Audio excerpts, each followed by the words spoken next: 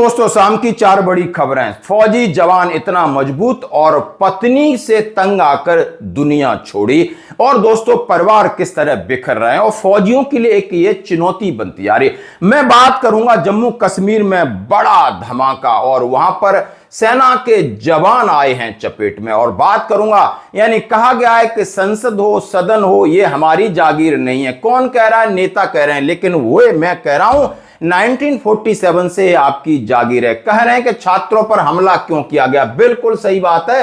यदि शिक्षा मंत्री ने इस्तीफा आज से 8 या 10 दिन पहले देने से क्या बिगड़ रहा था? आपने ये नौटंकी क्यों की? क्या इसके पीछे हिडन एजेंडा है? आइए दोस्तों, सबसे पहले मैं बात करूंगा एटा से एक दिल दहलाने वाली खबर है। नायक धर्मेंद्र कुमार, उम्र 37 साल, शनिवार को रात पत्नी से कासुनी, लगाया फंदा, जीवन खत्म। छुट्टी पर आए थे दोस्तों। परिजन से पुलिस ने बताया कि पत्नी से कासुनी के बाद अपनी मां को गांव छोड़कर घर लौटे और इस मूल रूप से गांव मोहिद्दीनपुर निवासी Dharmendra army service corps ASC में नायक के पद पर असम के डिब्रूगढ़ में तैनात थे। 20 जुलाई को छुट्टी लेकर आए थे। 22 जुलाई को बेटे अंकुश का 11वां जन्मदिन मनाया। पुलिस ने बताया कि धर्मेंद्र की मां भी साथ रहती थी। शुक्रवार को पत्नी के साथ मां का विवाद हो गया। इस वजह से शनिवार को धर्मेंद्र अपनी मां को गांव छोड़ने चले गए। शाम को लौटे तो किसी से कोई बात नहीं की, अपने कमरे में गए। यहां गमछे से उन्होंने फंदा लगाया। इस तरह दरवाजा खोला, निकाला, मेडिकल कॉलेज इमरजेंसी ले गए। वहां पर उन्हें मृत घोषित कर दिया। जानकारी के मिलते ही चीख पुकार। धर्मेंद्र 2010 में सेना में भर्ती हुए थे। पिता की मौत के बाद बेटी दिव्या और बेटे अंकुश का रो रो कर बुरा हाल है। धर्मेंद्र के बड़े भाई देवेंद्र भी सेना में तैनात हैं। CO सिटी कार्तिका सिंह ने बताया, प्रथम दृष्टया मामला खुदकुशी का है। अब आप देख सकते हो, कारण भी देखो कितना भयंकर कारण है कि पत्नी को अपने पति की मां से दिक्कत है। पति वो जो देश की सेवा करता है, देश को मां मानता है, उसके लिए जान दे सकता है, तो क्या अपनी मां को मां नहीं मान पाएगा? कितनी बेवकूफ वाली बातें हैं। कितनी आप समझते हो कितना बड़ा सेक्रीफाइस। यानी वो देश की सेवा कर रहा है, भारत मां की सेवा कर रहा है, लेकिन अपनी मां को साथ रखने में इनकी पत्नी को दिक्कत थी। अब मां और पत्नी के बीच में उसने सामंजस्य नहीं बिठा पाया। बोला ठीक है, आप खुश रहो। अब इनको पता चलेगा कि 2 जो बच्चे हैं पीछे छोड़ गए हैं, 2 बच्चे थे। धर्मेंद्र 37 ईयर ASC में नायक, अब उनका बुरा हाल है। उन बच्चों का क्या कसूर था? तो ये जिद होती ना, ये जिद और जुबान कितने परिवार कर रही है तबाह। बिल्कुल पेशेंस नहीं है, मैं खुले कह रहा हूं। और ऐसे बहुत सारे इंसिडेंट हैं। मैं क्यों कह रहा हूं ऐसा इंसिडेंट है? क्या करेगा जवान? एक वीडियो दिखाता हूं। शादी हुई है 20-25 दिन पहले और शादी के बाद हस्बैंड कहीं काम पर जाता है और उसकी वाइफ अपने बॉयफ्रेंड के साथ होटल में घूम रही है। मेन रोड के ऊपर वो लोकेशन कहीं ट्रेस कर लेता है, जाता है, पत्नी को पकड़ता है, बीच रोड पे धुलाई कर रहा है। अब धुलाई से तो धुलेगी नहीं, वो ऊपर से धुलाई हो जाएगी, लेकिन दिल में तो कुछ और है। मतलब 20 दिन भी उसको तसल्ली नहीं हुई, अपने बॉयफ्रेंड के साथ जाके चिपक गई।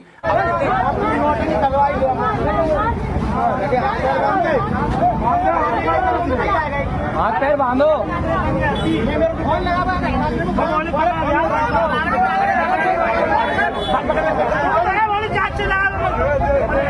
सही से लगाओ, ये बांधो।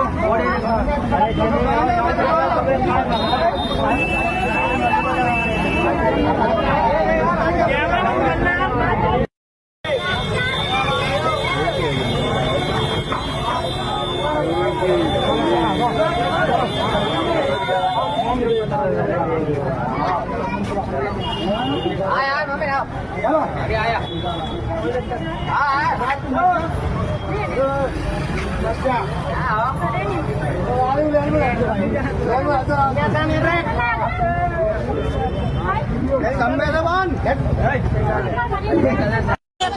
पुराने स्टैंड वाले रोड चले आओ।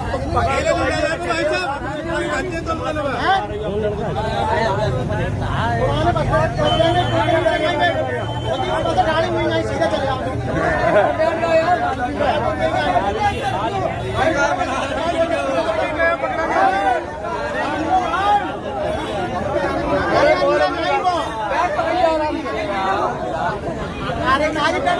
नहीं पुराने बस स्टैंड चले आओ। पुराने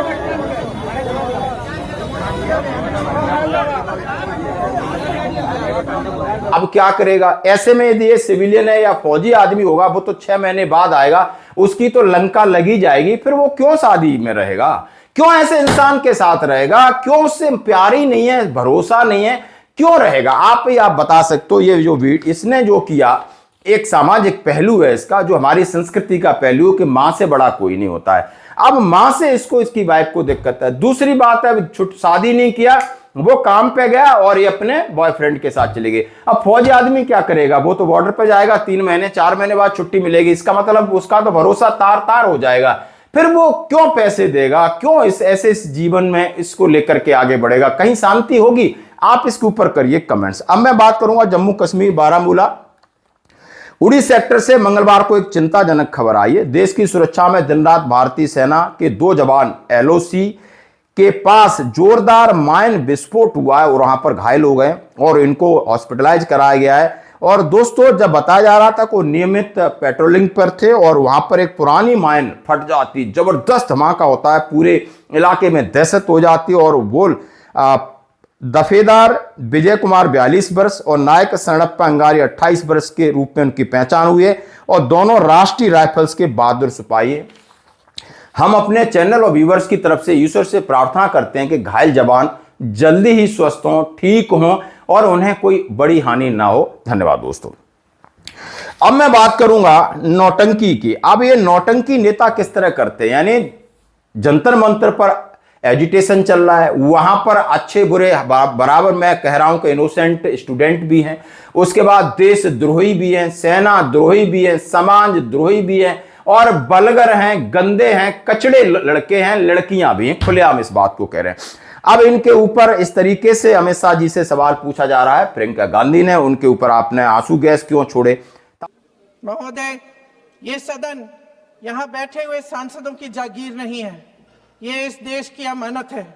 यहाँ बैठे हम सब इस देश की जनता, इस देश के युवाओं, बुजुर्गों, गरीबों, अमीरों और सब धर्मों, सब वर्गों के देशवासियों के सेवक हैं। हम उनके प्रतिनिधि हैं और ये सत्ता हमें उन्होंने ही दी है। इस देश का संविधान हमारी सर आंखों पे, इस देश का लोकतंत्र सर्वोपरि है, इसे ध्वस्त करना पाप है। ये करोड़ों जनता हमसे सिर्फ एक चीज मांगती है, जवाबदेही। इंग्लिश में इसे अकाउंटेबिलिटी कहते हैं। हमें सत्ता देकर, हमें यहां तक लाकर सिर्फ उसकी ये गुहार है कि जो हम करें उसकी भलाई के लिए करें और अगर उनके साथ अन्याय हो तो हम उनके प्रति जवाबदेह बने और उन्हें न्याय दिलवाएं। आप जेन जी का भरोसा वापस जीतना चाहते हैं तो नए नए एंगल से, अपने फोन से नए नए वीडियो बनाने से नहीं होगा।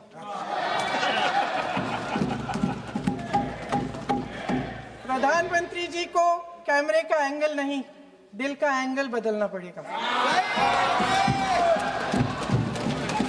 तमाम चीजें हुई, हाँ, उनका संवैधानिक अधिकार है, सवाल पूछना संवैधानिक अधिकार है, इस्तीफा मांगना संवैधानिक अधिकार है, जवाब देना सरकार का संवैधानिक अधिकार है। सरकार की बापोती नहीं है, यानी सरकार बैठ गई तो सरकार जवाबदेही बनेगी।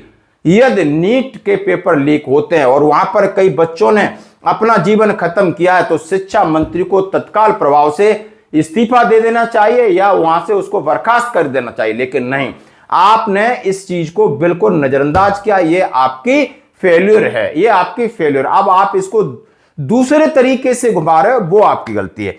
रही बात, प्रियंका गांधी जी कह रहे हैं संसद नेताओं की जागीर नहीं है। हम तो कह रहे हैं कि नेताओं की जागीर क्या, बापोती है, रजिस्ट्रेशन है। क्यों रजिस्ट्रेशन है? कि 1947 से लगभग कुछ परिवार हैं, 80% राजनीति की बात कर रहा हूं, उन्हीं का राज्य। अब हरियाणा में एक परिवार आपने देखा होगा, यूपी में देखा होगा, बिहार में देखा होगा, कर्नाटक में देखा होगा, आपने उड़ीसा में देखा होगा, पश्चिम बंगाल में देखा होगा, जहां नजर मारो, तमिलनाडु में देखा होगा। जितना मैं बड़ा हूं, मैं समझ रहा हूं, उनके एक पीढ़ी दर पीढ़ी ये भारत पर राज्य कर रहे हैं और इनके बच्चे बाहर पढ़ रहे हैं, यहां सरकारी स्कूल में नहीं पढ़ रहे, इनके बच्चे बाहर, इनका परिवार बाहर इलाज कराता है, सरकारी अस्पतालों में इलाज नहीं है।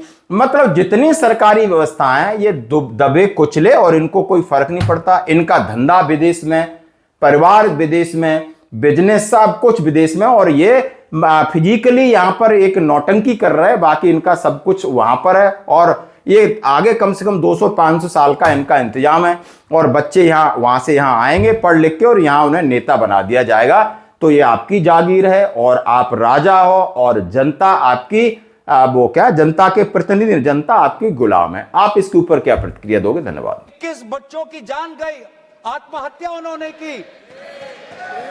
आपको शर्म नहीं आती इस सरकार को कि जिस मंत्री के तहत में 21 बच्चों ने अपनी जान गंवा दी, आत्महत्या की, जब उसने अपने मंत्री पद से इस्तीफा दिया, कल जब वो सदन में आए आपने उनको ऐसा माला पहनाया ताकि जैसे वो पाकिस्तान से जंग लड़के आए हैं, ऐसा माला पहनाया, ऐसा उनका वजूद उनको बड़ा किया मानो कि वो पाकिस्तान से जाकर सीमा पे जाकर जंग लड़के आए हैं।